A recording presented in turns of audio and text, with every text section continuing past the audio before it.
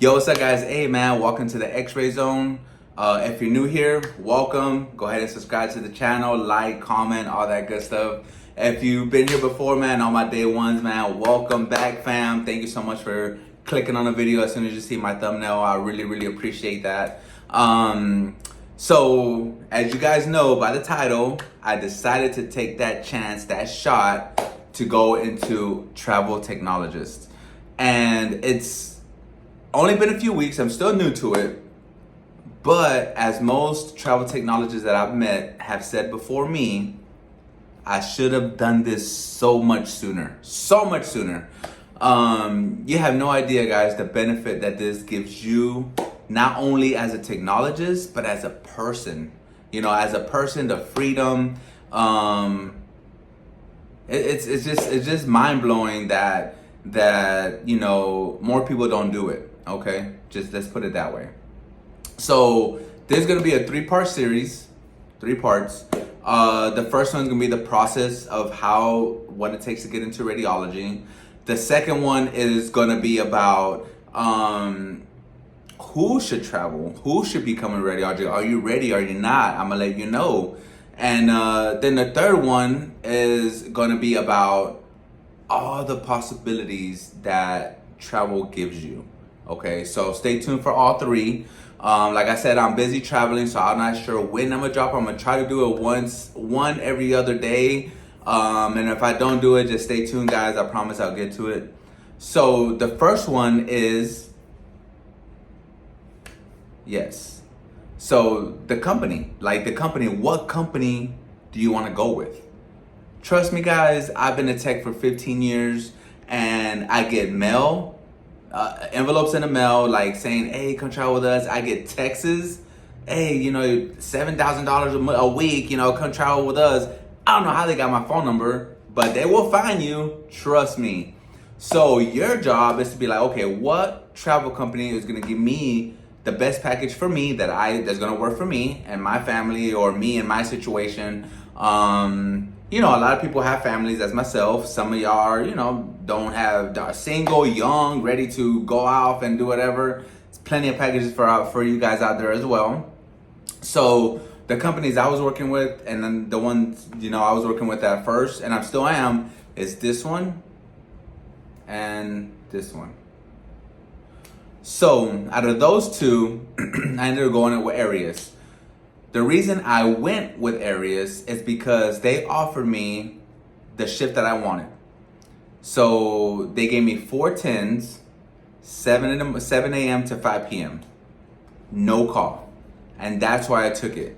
MedPro, they didn't have no positions that didn't have call, because even though you're travel, a lot of travel assignments also, you know, have you take call, you know, and that's tough for me because I want to come home every day.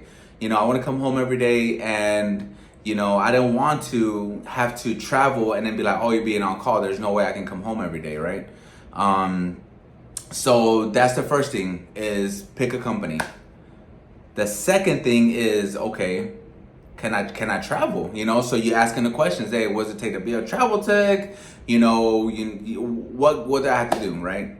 So in order for you to be a travel tech, you have to travel 50 miles away from your home address. So whatever your license address says, that's what they're gonna be based it off.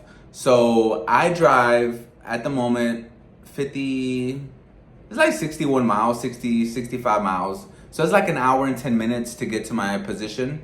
So that's why I chose it. I come home every day. You know, my hours right now are Saturday, Sunday, Monday, Tuesday, 7 to 5. And that's my travel, right? That's my travel assignment, you know, and that's what I got, and that's why I took it, because it worked for me at the moment, okay? So that's the number one, you know, picking the right package for you. What's gonna work for you, you know, and yeah, you choose that. Then this when the fun starts, right? That's the easy part. The easy part is picking who you want to work with, what package you want, what hospital, how far you want to travel, what hours you want. That's the easy part, because you're in control. This is where it gets a little hard, a little frustrating, and it's not too frustrating depending where you live, right? I live in a small town, So anything that I do, I have to drive an hour out. It don't matter. I live in the middle of the state, so I have to drive either way, right? So to get all the paperwork, all right, all the paperwork, these travel companies want everything. So they want your social security, driver's license, ARRT license, Florida license, college transcripts, fingerprints. That's the main paperwork. So you have to have all that. Email it. You take a picture. You email it. Send it encrypted. That way nobody can steal your social security number and all that stuff. So you send that. The right way. How many people honestly got their transcripts from college? That to me was stressful. I went to a private college back in 2007. I just said my age, man. Nah, I'm just kidding. I ain't no young buck. But I went to college in 2007. I was like, and I don't even got my diploma. I'm gonna be honest with you. I have no idea where I put that. Either they wanted a copy of your radiology program diploma or your transcripts.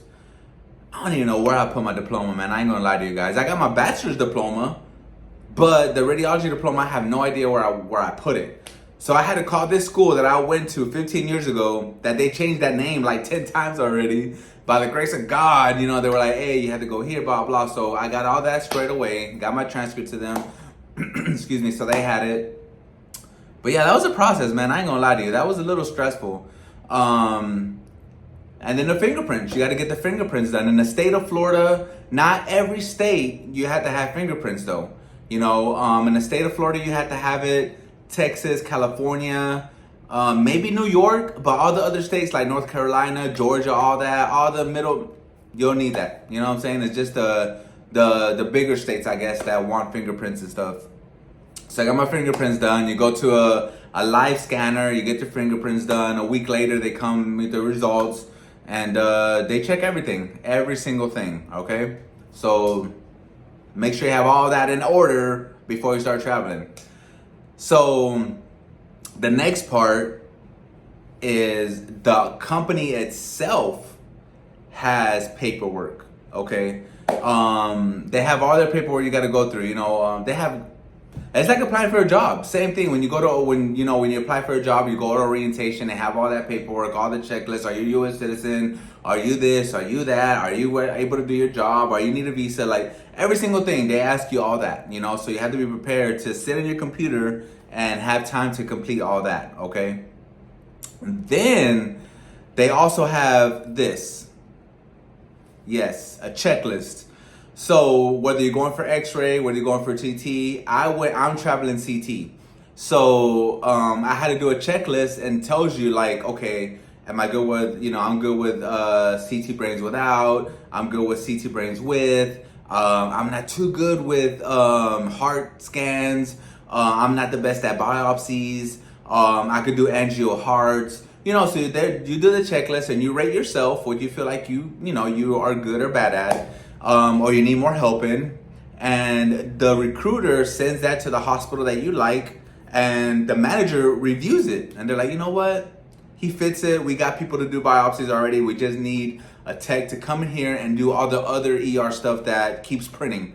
So you sometimes when you go travel, like I'm not traveling at the moment, I don't do no CT biopsies because they have the dedicated tech for that. I don't do no CT hearts because they have their dedicated tech for that. I do all the strokes. I do CT perfusions. I do all the CTA angio neck and brains. I do all the CTPE studies. Your adenine pelvis with and without. Your everything else I do. That's my job, to come relieve the burden on the techs that had to take care of the more important stuff. You know what I mean? But yeah, you got to go to a checklist and be honest, because when you go to your job, they're like, oh, I can do everything. You go to the job like, hey, thank you for coming. We see you can do biopsies, you can do this. Hey, we got a biopsy today, jump on it. And you're going to feel kind of crazy, right? You're like, oh, I can't do it. So be honest, guys. That's not going to hurt your chances.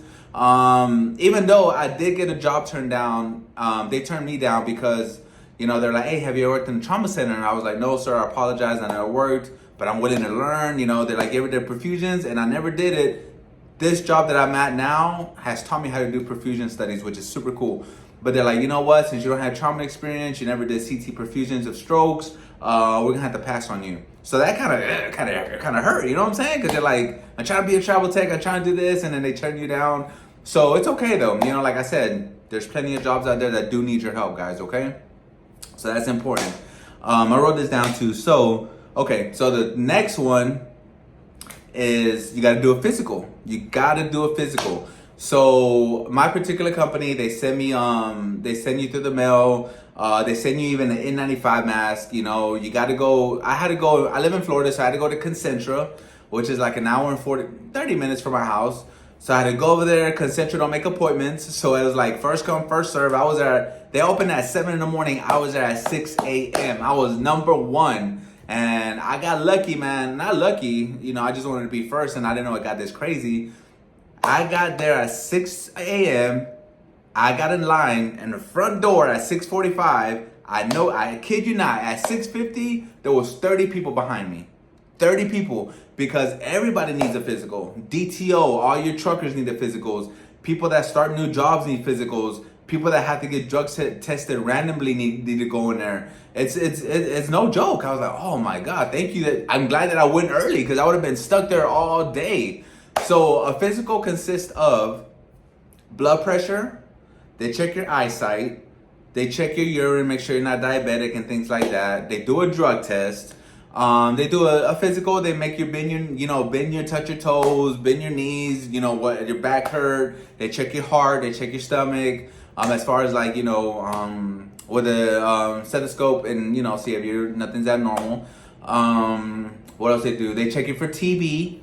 They do blood work now, so you don't have to get poked like back in the day and go back in 2 days or whatever. Now it's just all blood, which is so much convenient because you don't have to go worry about going back. So you had to do a physical, okay? So that's very, very important. A physical is important. You have to get that done, and you have to pass it, But they'll tell you right then and there. It's nothing crazy, nothing to get worked up about. Even though I was a little nervous, I was like, man, what do they want me to do? I'm already blind. I can't see. You know what I'm saying? Like, so it's a little nerve wracking, man. But you know what? Everything worked out, guys. So don't worry about that. I stressed it too much.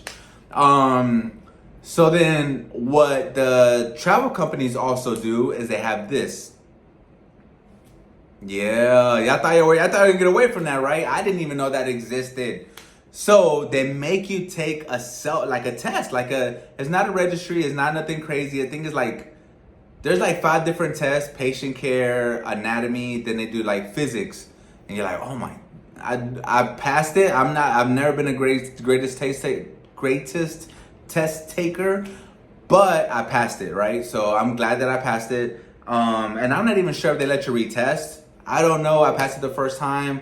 I'm guessing that if you did fail, they'll be like, look, study, then retake it again, because they need you as much as you need them. You know what I'm saying? So even though you know how to do the job, they still need to cover themselves and be like, look, if I'm gonna put a technologist on our company's name out there to do scans, they must know 50% of what they're doing. You know what I'm saying? They can't be hurting patients. They can't be injecting patients with air and not, taking all the air out when they inject contrast. All that is a big factor. So they're liable for that. You know what I'm saying? Because when we go over there, we're not the hospital's employees. We're employed by our travel company. So we have nothing to do for the hospital. So if we mess up or something happens, that falls on our travel company. It doesn't fall on the hospital. Okay, so that's something you have to understand. So they're going to try to check their bases, check their boxes, make sure that they're putting a perfectly good technologist to do the job that they say they can do, because their name is on the line. You know what I'm saying? Their name, their company's on the line. So they're not just going to throw any random tech out there without testing them. Okay, so that's big on it. And then this is the hard part, right? To me, it was hard because it was